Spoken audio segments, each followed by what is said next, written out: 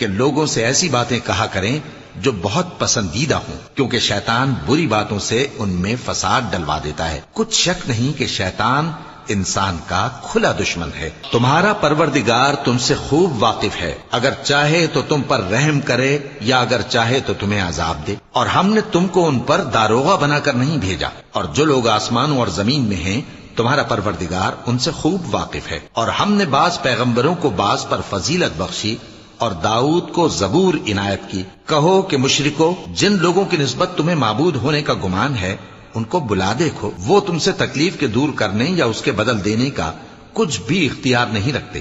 یہ لوگ جن کو اللہ کے سوا پکارتے ہیں وہ خود اپنے پروردگار کے ہاں ذریعہ تقرب تلاش کرتے رہتے ہیں کہ کون ان میں اللہ کا زیادہ مقرب ہوتا ہے، اور اس کی رحمت کے امیدوار رہتے ہیں اور اس کے عذاب سے خوف رکھتے ہیں۔ بے شک تمہارے پروردگار کا عذاب ڈرنے کی